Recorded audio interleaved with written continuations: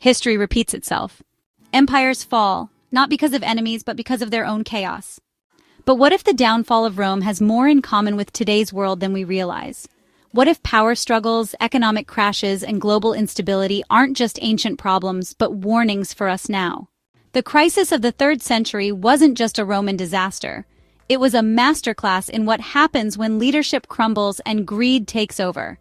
Let's dive into the chaos and uncover the lessons history is screaming at us to learn. Picture this. Rome, the ultimate superpower, an empire so vast it made modern governments look like hobby projects, suddenly starts falling apart. And why?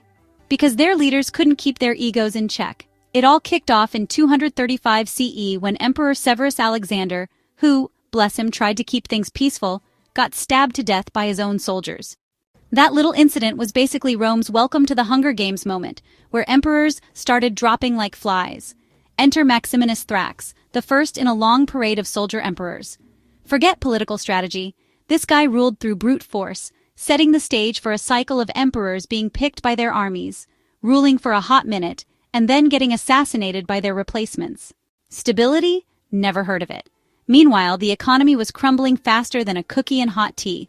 Rome's leaders got creative, red, desperate, and started debasing their own currency, which basically meant melting down good silver coins, adding junk metal, and pretending they were still worth the same. Spoiler alert, they weren't. Inflation skyrocketed, trade suffered, and the average Roman citizen was left wondering why a loaf of bread now cost as much as a small villa. But the chaos wasn't just internal. Rome's enemies saw their chance and went for the jugular. In the east, the Sassanid Persians started smacking Roman legions around, even capturing Emperor Valerian in 260 CE. Imagine your national leader getting kidnapped and used as a royal footstool. Not a great look. Meanwhile, Germanic tribes and other invaders were crashing Rome's borders like uninvited guests at an open-bar wedding. If that wasn't enough, nature decided to get involved too. The plague of Cyprian hit around 249 CE, wiping out a good chunk of Rome's population. With a shrinking workforce and fewer soldiers to throw into battle, Rome had to rely on mercenaries, many of whom were about as loyal as a cat when the food runs out. And yet, despite all of this, some emperors still fought to pull Rome back from the abyss. One of the best was Aurelian, a man so competent they literally called him the restorer of the world. He reunited breakaway territories, crushed invasions, and reinforced Rome's defenses. But in classic Roman fashion, he was assassinated, because of course he was. The real turning point came with Diocletian in 284 CE.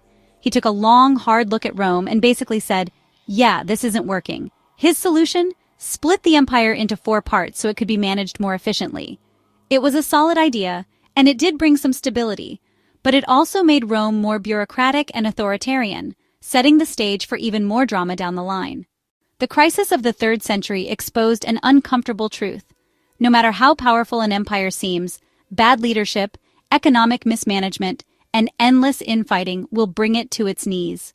Rome survived, but it was never quite the same. And if history really does repeat itself, well, let's just say maybe we should be paying attention. I'll leave you to discuss in the comments. Do you think Rome's collapse has any eerie parallels to today's world? Let me know your thoughts. You can support us by subscribing if you haven't already. Take care of yourselves, take care of your loved ones, and I'll catch you soon in another video.